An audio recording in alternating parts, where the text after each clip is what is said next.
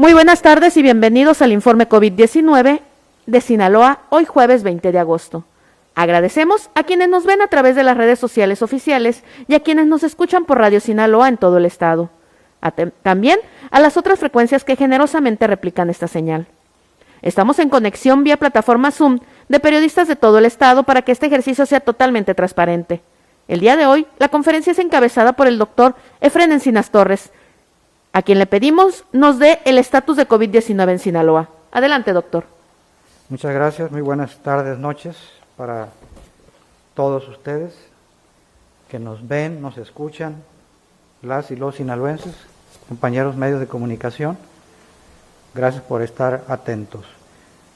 Pues a 175 días ya de estar enfrentando la pandemia de COVID-19, hoy 20 de agosto de este año 2020, se suman 105 nuevos pacientes, de los cuales 52 son del municipio de Culiacán, 38 son de Mazatlán, 5 de Guasave, 3 de Angostura, 2 de Ahome, 2 de Mocorito, 2 de Navolato y 1 del municipio de El Fuerte.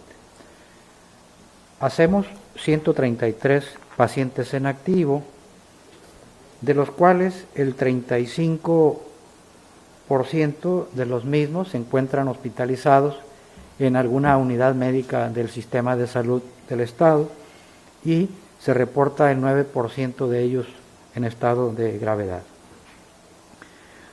Hubo el día de hoy 81 nuevos pacientes recuperados, lo cual nos permite enviarles de acá una felicitación a todos esos pacientes y sus familias de estar ya en casa con ellos, disfrutando de esa compañía grata, bonita como es la familia. Felicidades y qué bueno que ya estén recuperados. Llevamos con estos nuevos 81 casos ya 11.831 pacientes recuperados en esta pandemia, más del 80%. De los 81 nuevos casos recuperados, 41 son de Mazatlán, 31 de Culiacán, 3 de Guasave, 2 son de Angostura, 1 del Rosario, 1 de Escuinapa, Mocorito e igual Badiraguato. También lamentablemente, como se ha señalado, las características de la pandemia en la fase en la que estamos, tenemos hoy 14 nuevos fallecimientos de personas, los cuales desde acá les enviamos a todas las familias nuestras sinceras condolencias por estar padeciendo el sufrimiento de haber perdido un ser amado y querido.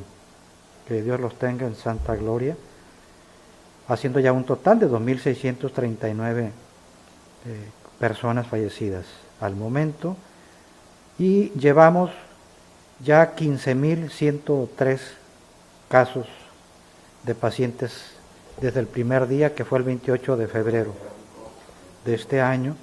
De los pacientes activos por municipio tenemos los siguientes: de Culiacán son 370, de Mazatlán 118, de Guasave 51, de Ahome 25, de Navolato 18, 13 son de Sinaloa, 7 de Angostura, 5 de Badiraguato, también 5 del Fuerte, igual en Concordia, 4 en Escuinapa, igual en Salvador Alvarado, 3 en Mocorito, 2 en El Rosario, Cozalá, Elota y Choix, un caso. De los pacientes recuperados, pues la mayor parte, desde luego, también sigue siendo Culiacán. De los 11.831 pacientes, 4.298 son de Culiacán, 2.107 de Mazatlán, 1.850 son de Guasave, 1.621 son de Ahome, 544 pacientes de Salvador Alvarado, 356 son de Navolato, 212 de Escuinapa, 183 de Sinaloa, 161 son del Fuerte, 137 de Angostura, 93 del Rosario, 60 de Mocorito, 55 de Cozalá, 46 de Badiraguato, 31 de Lota, 26 de San Ignacio, igual Concordia, y 25 son del municipio de Choix. De las personas que lamentablemente fallecieron, oscilan entre los 45 y 88 años de edad, en el sector institucional y privado también, prevaleciendo en algunos de ellos las comorbilidades crónico-degenerativas que ya hemos señalado. Es cuanto en relación al informe de hoy de COVID, y estamos a sus órdenes para las preguntas que ustedes así consideren. Muchas gracias. Pasamos ahora a la sesión de preguntas y respuestas. Les recordamos que para hacer más ágil este procedimiento, se les solicita hacer de preferencia una sola pregunta, directa y breve. Así, se podrá permitir la mayor participación de personas. Vamos a iniciar con Iris Sánchez, de Televisa Sinaloa.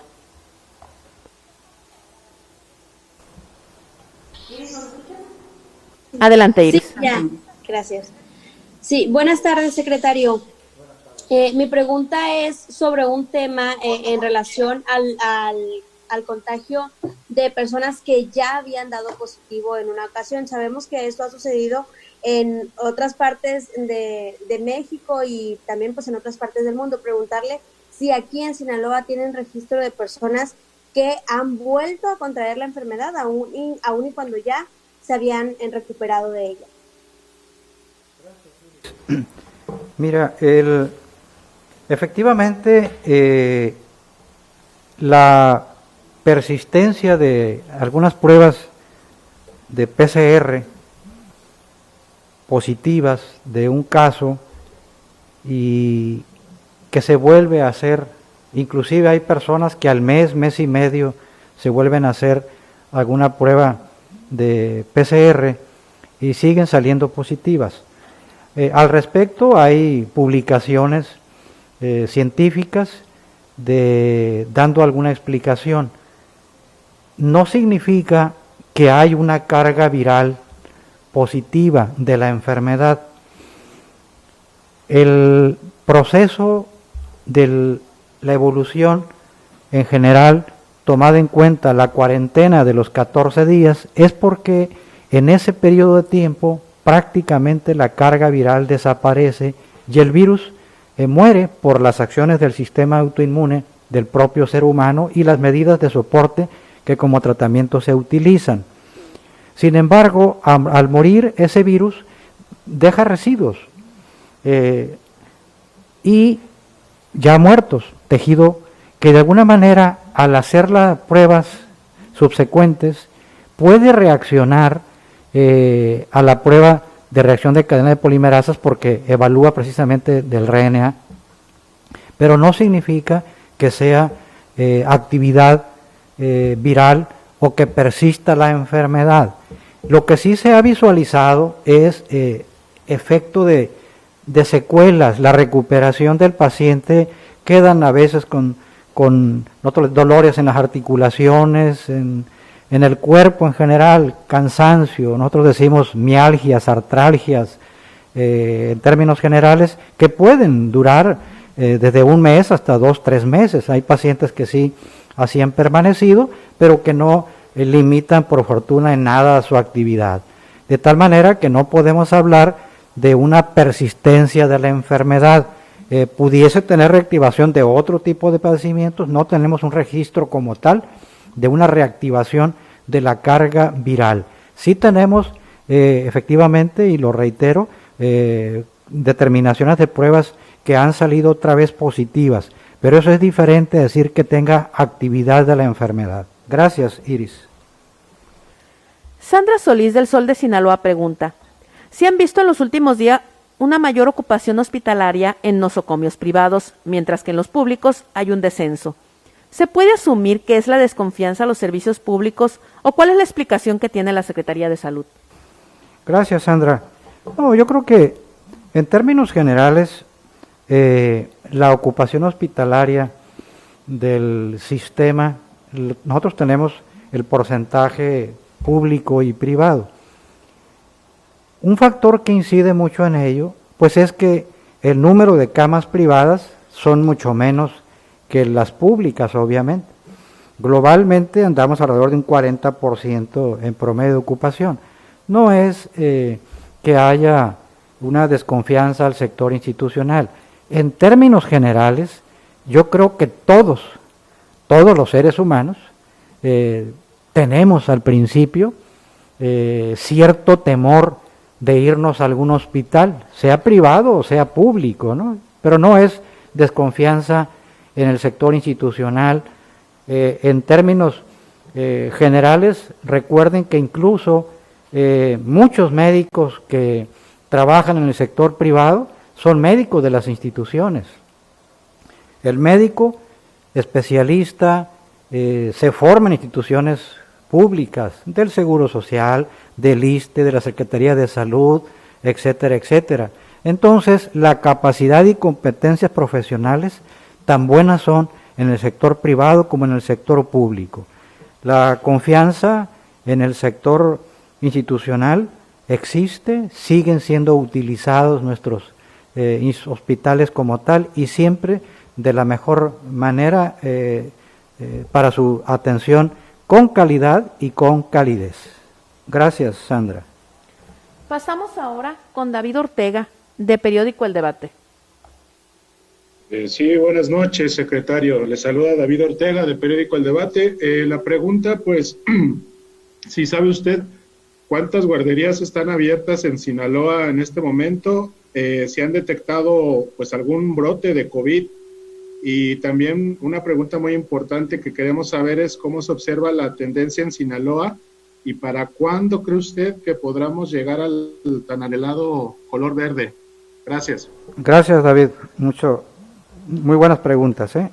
Mira, las guarderías que permanecen, de hecho, en el caso de las instituciones como del ISSSTE, permanecen abiertas. Aquí en Culiacán tienen el ISSSTE 2 guarderías y recientemente en la semana el Seguro Social también aperturó con los protocolos de aforos programados, siguiendo evidentemente, insisto, las medidas higiénico-sanitarias. No tenemos algún registro de brotes, por fortuna en ellos, porque, bueno, tienen todos los protocolos establecidos con las medidas de higiene al respecto.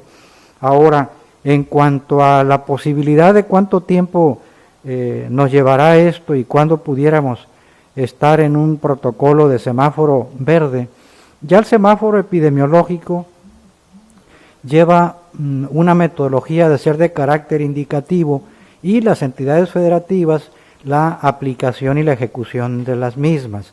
Nosotros a nivel nacional todavía estamos en semáforo naranja, aunque tenemos algunos municipios de los 18, alrededor de 9, 10 municipios, están en semáforo verde por la disminución de casos. Sin embargo, todo el estado como tal, para que el semáforo epidemiológico nacional nos lleve a verde, pues consideramos que va a depender mucho de la evolución de la tendencia en la que vayamos.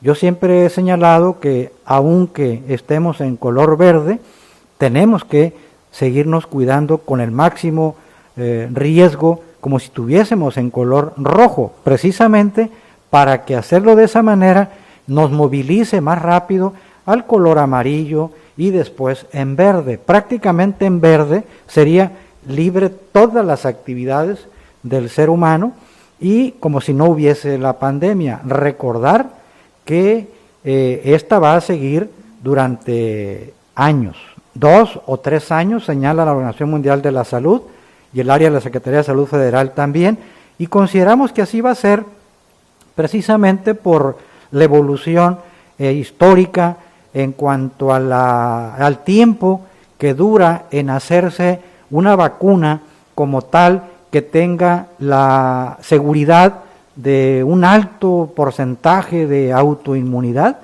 y de bioseguridad con menores efectos adversos, de tal forma que el tiempo que se requiere en las diferentes fases de experimentación y de ensayos clínicos que se llaman, como actualmente algunas van a empezar en fase 3, normalmente requieren al menos año y medio. Nosotros esperemos que México y Sinaloa, alrededor de octubre, dependiendo de las tendencias, y de ahí implica mucho la responsabilidad de todos, para que la curva epidémica descienda y tengamos ya la cola epidémica que va a seguir cuidándonos como siempre debemos de hacerlo ante esta contingencia, como lo hemos señalado siempre, mi estimado David.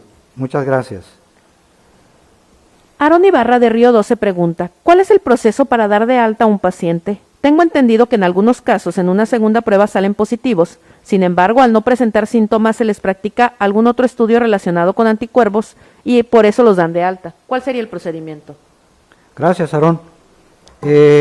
Bueno, todo paciente, los hospitalizados y el esquema de manejo en el paciente de egreso hospitalario o de egreso ambulatorio, es decir, ya se da de alta.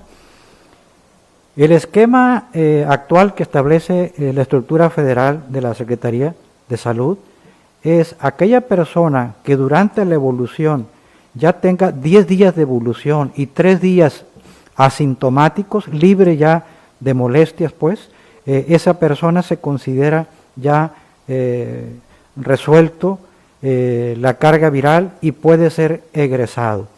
Dentro de las pruebas diagnósticas existen efectivamente las pruebas de detección de anticuerpos a través de las pruebas rápidas que determinan la presencia de inmunoglobulinas, decimos que son las que expresan la autoinmunidad del ser humano. Una de ellas es la inmunoglobulina M y otro la inmunoglobulina G. Cuando está presente la inmunoglobulina M, hablaría de enfermedad, y cuando está presente la inmunoglobulina G, hablaría de la presencia de anticuerpos. Esto indicaría que ya la persona tuvo la enfermedad y ya actualmente porta anticuerpos. La diferencia en cuanto a, o qué implica esto desde el punto de vista biológico, respuesta humana. Bueno, la prueba de IgM rápida, la aparición de ese anticuerpo es en promedio 7 días. Muchas de las veces cuando ya la enfermedad está en activo e inclusive algunos puede ir en descenso la carga viral.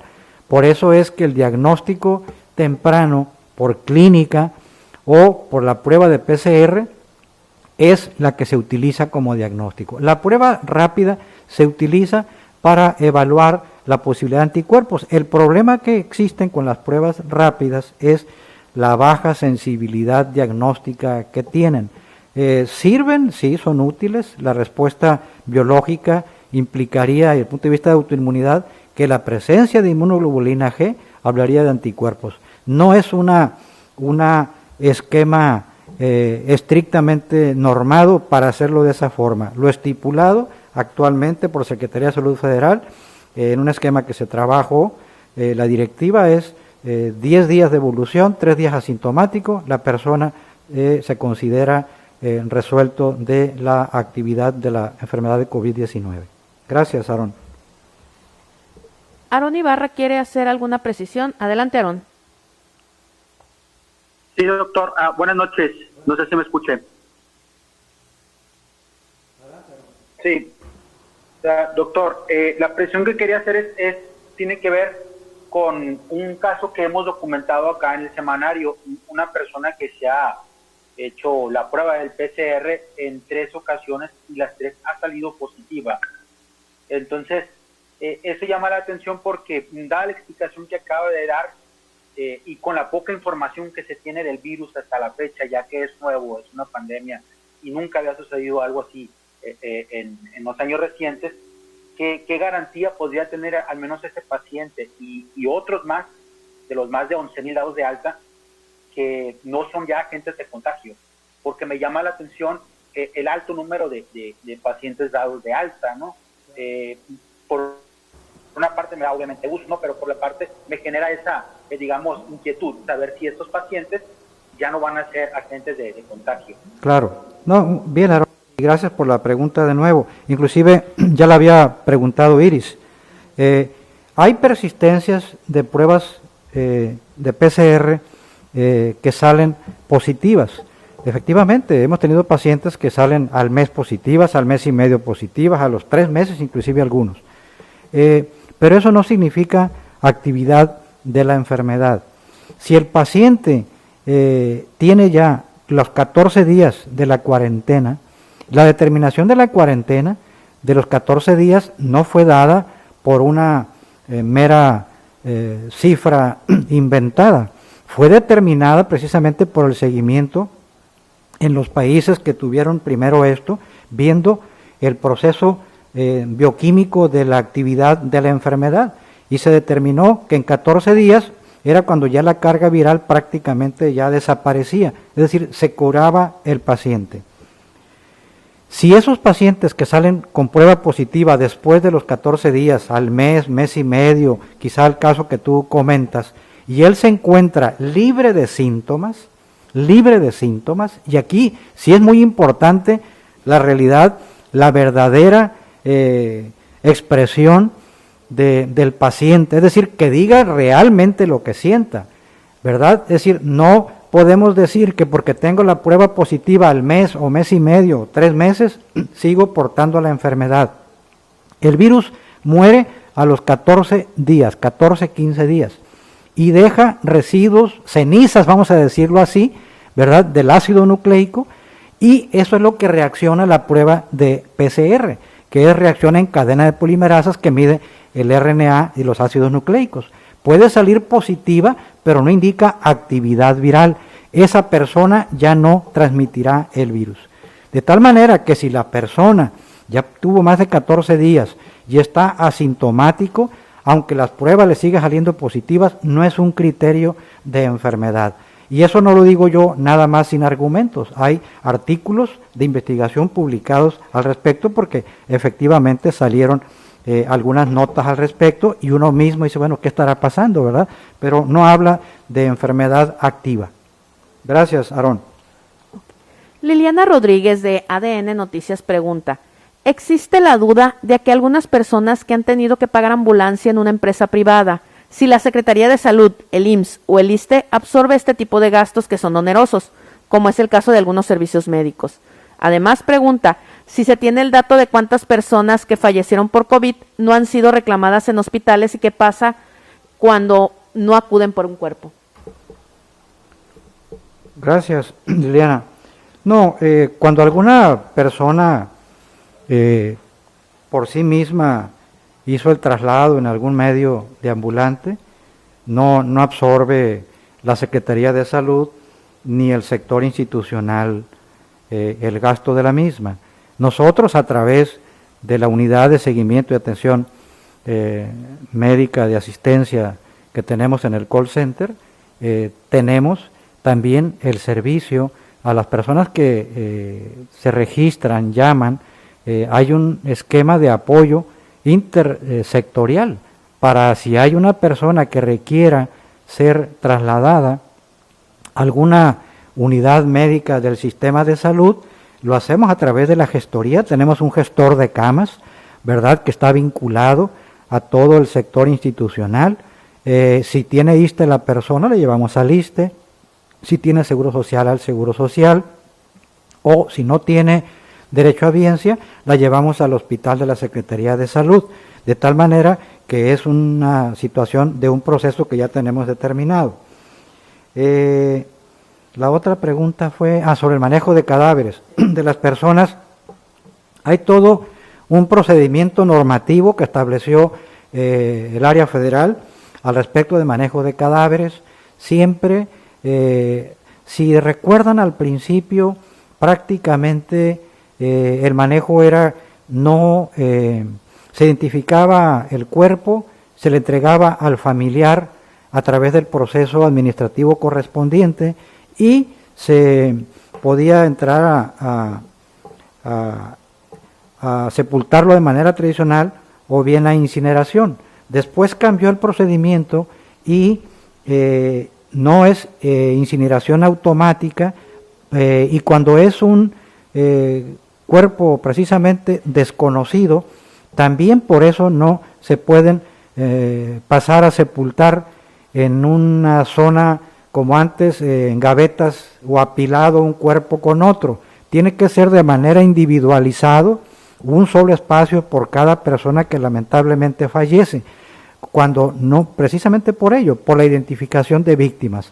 Hay un procedimiento regulatorio en el que participamos, COE, PRIS, Secretaría de Salud, el área de la Fiscalía, y cuando son cuerpos o cadáveres desconocidos y hay área de alguna zona de violencia, bueno, interviene la Fiscalía y el resto lo atiende la Secretaría de Salud.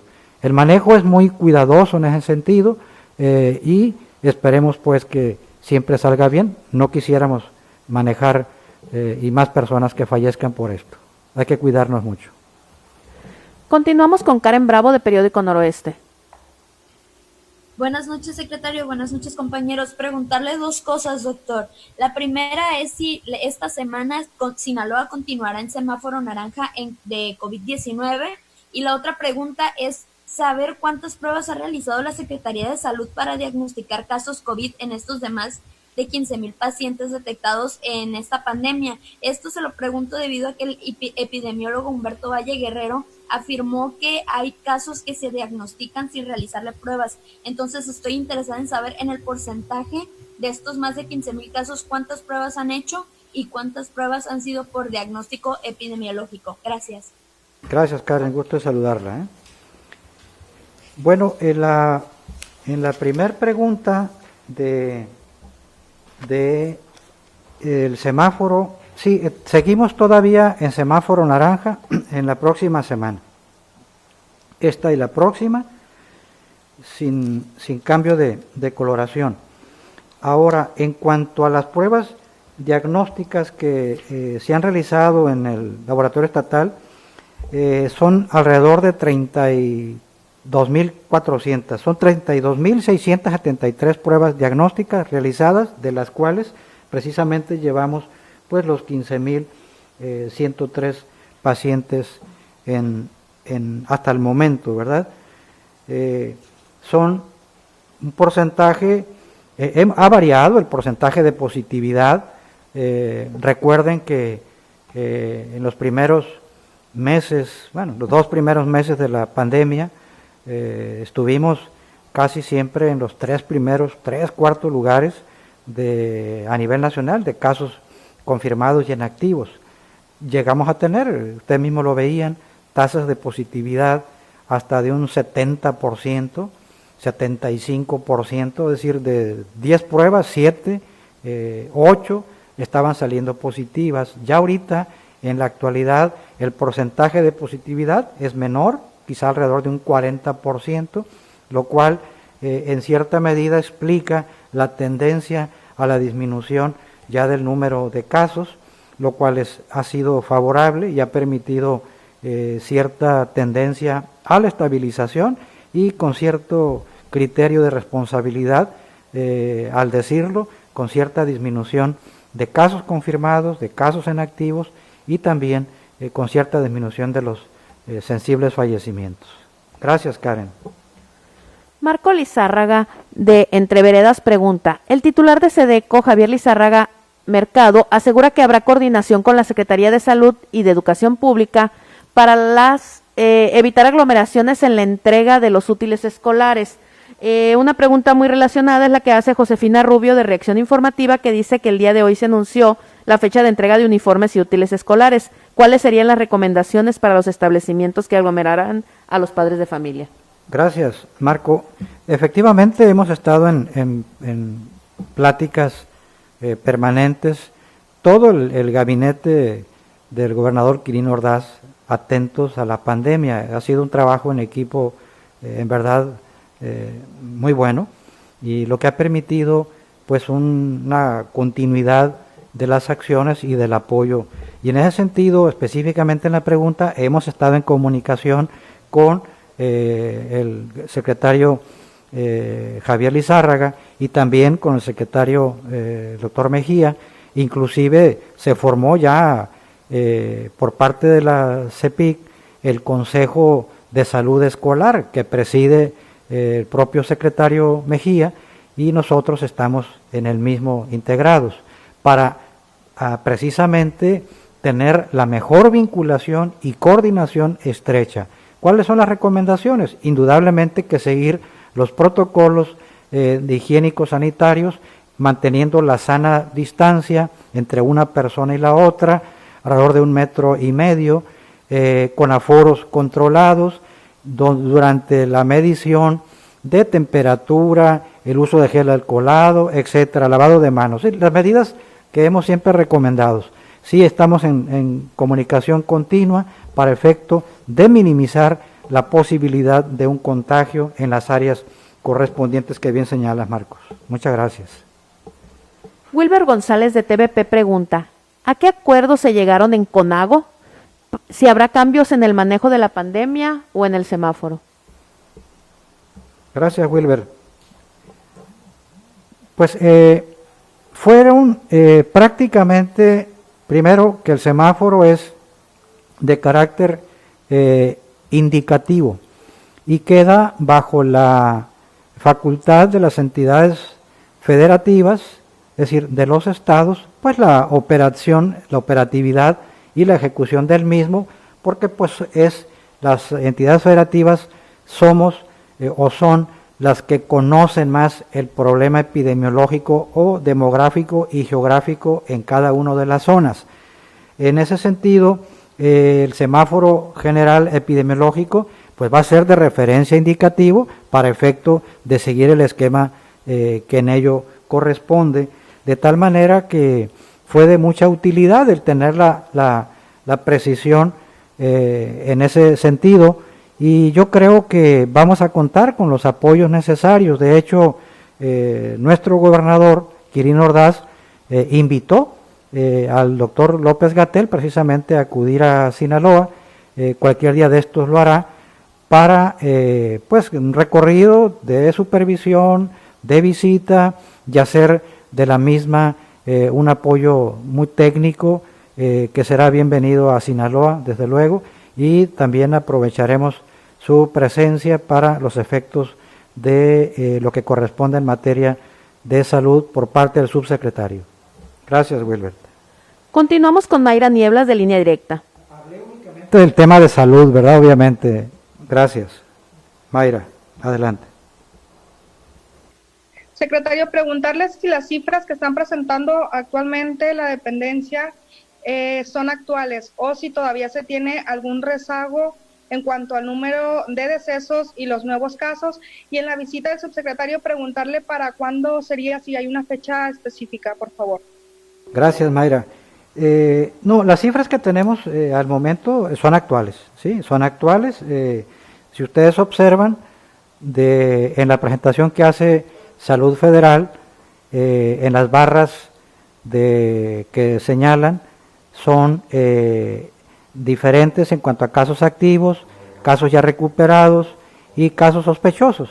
Indudablemente que esos casos sospechosos hay que esperar el reporte del mismo, y así será el ajuste necesario. Va a depender del porcentaje de positividad, pero son casos actuales. Y la fecha de visita del doctor López-Gatell no la tenemos todavía, ¿no? En su momento de tener la precisión se lo haremos saber. Gracias por estar atenta, Mayra. Elier Lizárraga de Culichi News pregunta, ¿cuál es el índice de personas que han muerto por COVID que tenían enfermedades relacionadas con obesidad y diabetes? Gracias, Elías. La hipertensión arterial, preguntaste por 2 casos, pero la hipertensión arterial es la que más prevalece, alrededor del 40%. Después sigue la obesidad, alrededor del 30%, y diabetes muy cercano al 28%. En ese orden de proporción, y hay otras, ¿verdad?, que hemos señalado, pero específicamente oscilan en ese rango promedio, Elías. Desde Fórmula Noticias pregunta, se anunció la próxima reapertura de bares y centros nocturnos en Culiacán. La capital mantiene una línea constante de casos de contagios. Abrir estos negocios no podría ser contraproducente, tomando en cuenta que en Mazatlán la gente sigue sin acatar las medidas preventivas tanto dentro como fuera de los negocios. Gracias, Francisco. Sí, yo creo que cualquier proceso que implique mayor movilidad y sobre todo no siguiendo las medidas precautorias del protocolo higiénico-sanitario va a implicar un riesgo, ¿no? Cualquier actividad que exista, si en cualquiera de las actividades de los giros correspondientes se siguen el apego al protocolo y a las medidas establecidas, indudablemente que se minimiza, se puede contener. De ahí que la responsabilidad absoluta va a quedar en quienes estén como dueños de las empresas o de los giros correspondientes, chicos o medianos o grandes, y sobre todo también de la ciudadanía que sea la responsable de acudir a un centro de cualquier naturaleza. La recomendación siempre será mantener las medidas necesarias del protocolo del autocuidado de la salud. No tiene caso exponerse a cualquier lugar, porque si no se llegan las medidas a cumplir, pues lógicamente que son factores de riesgo. Insisto, en cualquiera de las actividades. Gracias, Francisco. Pasamos ahora con la última pregunta por parte de Julio César Caro, de ADN Portal. Pregunta que algunos colegios han corrido el rumor de que van a tener clases presenciales, lo cual hace que los papás duden. ¿Es posible que puedan tener las clases presenciales ahorita? Gracias, Julio. Bueno, la Secretaría de Educación Pública, a través de su secretario a nivel federal, ha señalado, y el propio gobernador, en este caso en Sinaloa, Quirino Ordaz Coppel, el inicio de actividades educativas en el sector primaria el día 24 de agosto y en septiembre el sector educativo profesional o educación superior. Pero va a ser a través de las acciones de tecnología de la información y del área de televisión. Es decir, el esquema va a ser a distancia, en línea. No se ha señalado el inicio de aspectos de orden presencial al momento, ¿verdad? ¿Por qué? Porque la movilidad de los niños también conlleva movilizar padres, tíos, abuelitos, etcétera, que puedan llevar a los hijos. Entonces, eso implica también un riesgo mayor. Se ha privilegiado mucho el cuidado de los niños, de los docentes, de las docentes, precisamente por ellos. En el caso de los niños, porque bueno, recuerden que la enfermedad de COVID-19 en términos generales ha respetado a los niños, no son la excepción, pero sí los ha respetado. Y dada el sistema inmunológico de los niños, muchos de ellos pueden ser asintomáticos.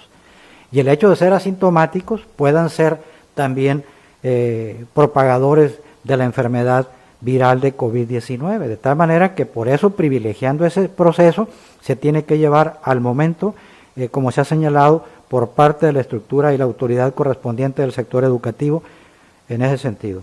Gracias, Julio César. El día de hoy se ha agotado el tiempo, por lo que pasaremos a un mensaje final por parte del doctor Efren Encinas Torres, no sin antes recordarles que toda esta información queda en las redes sociales del gobernador Quirino Ordaz Coppel, gobierno del estado de Sinaloa, el doctor Efren Encinas Torres y Salud Sinaloa. Además, en el micrositio covid.sinaloa.gov.mx. Adelante, doctor. Muchas gracias de nuevo a todas y a todos. Pues quisiera despedirnos esta noche de todos ustedes, pues recordando como todos los días lo hacemos.